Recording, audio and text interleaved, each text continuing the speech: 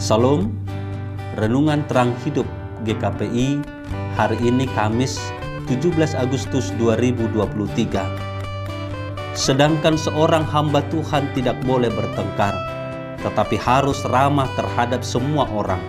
Ia harus cakap mengajar, sabar.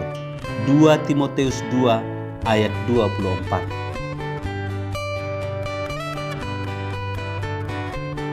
Hari ini kita merayakan HUT Republik Indonesia yang ke-78 tahun. Setiap tanggal 17 Agustus, kita diajak untuk merayakan kemerdekaan bangsa kita. Kita sangat bersyukur karena kita telah merdeka dari penjajahan bangsa Jepang dan Belanda. Tentu semua karena berkat anugerah Tuhan. Bangsa Indonesia menjadi bangsa yang merdeka.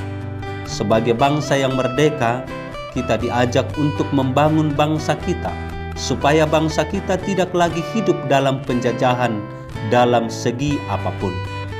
Paulus dalam suratnya kepada Timotius mengingatkan bahwa sekarang kita bukan lagi hamba dosa, tetapi hamba Tuhan. Dahulu memang kita adalah hamba dosa.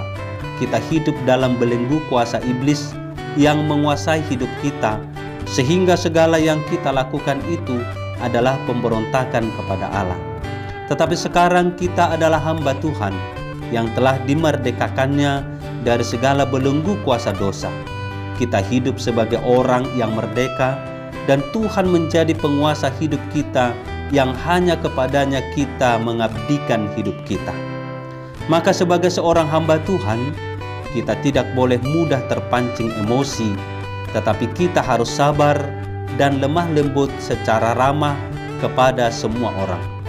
Kenapa harus ramah? Kata Paulus, sebab mungkin Tuhan memberikan kesempatan kepada mereka untuk bertobat dan memimpin mereka sehingga mereka mengenal kebenaran, dan dengan demikian mereka menjadi sadar kembali. Kalau Tuhan saja membuka kesempatan bagi orang untuk kembali sadar akan kebenaran, siapakah kita yang merasa berhak menghakimi orang lain dengan cara-cara kasar? Saat dunia mempertontonkan sikap pemaksaan yang justru cenderung mengarah kepada kekerasan, sebagai orang percaya kita justru diingatkan untuk bersikap sebaliknya.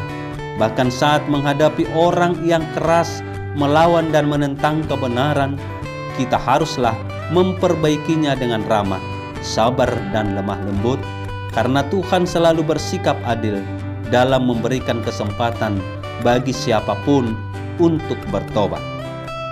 Orang yang telah dimerdekakan nampak dari sikap hidupnya yang bertindak benar. Ya Tuhan, terima kasih untuk kemerdekaan yang telah Engkau anugerahkan dalam hidupku dan bangsaku. Jadikanlah aku menjadi hamba-Mu yang hidup dalam kasih-Mu. Amin.